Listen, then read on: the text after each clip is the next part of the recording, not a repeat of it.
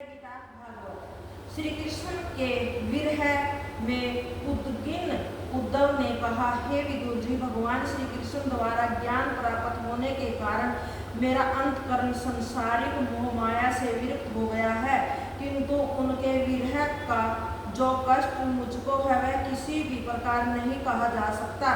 यदि आपको सुनना हो तो श्री मैत्रेय ऋषि से पूछ लेना, वे उस समय वहां पर उपस्थित थे।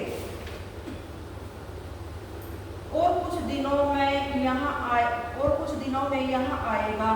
जिस समय प्रभु श्री कृष्ण चंद्र अंतर्ध्यान होना चाहते थे, उस समय मैत्रेय ऋषि ने प्रभास क्षेत्र में जाकर उन्हें प्रणाम किया था। उस समय श्री श्याम सुंदर ने कहा था, हे मैत्रेय जी, मैं तुम्हारी मनोभावनाओं को जानता हूँ, अतः आप धीरज धरे।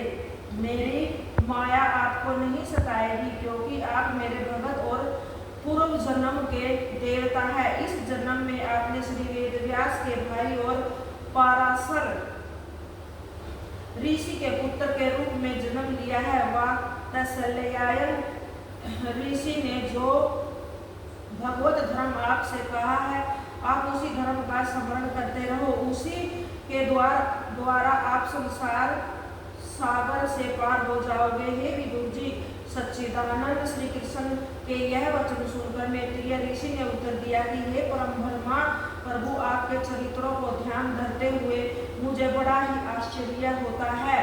स्वयं काल भी आपके सामने आंख उठाकर नहीं देख सकता, परंतु आप जरासंध तथा काल्यवान के सन्मुख पैदल भागे थे। हे भगवान, आपके मरण को कोई भी नहीं जान सकता।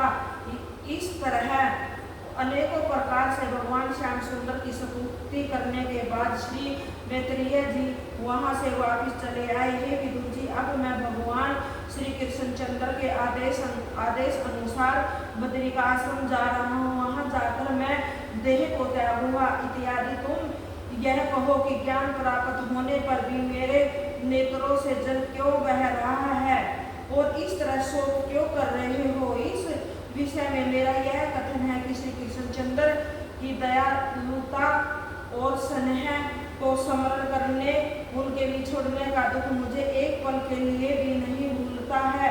मैं उसी ज्ञान के बल पर अभी तक जीवित हूँ, नहीं तो भगवान श्याम सुंदर के बिछड़ने ते ही मेरे प्राण इस देह को त्याग देते।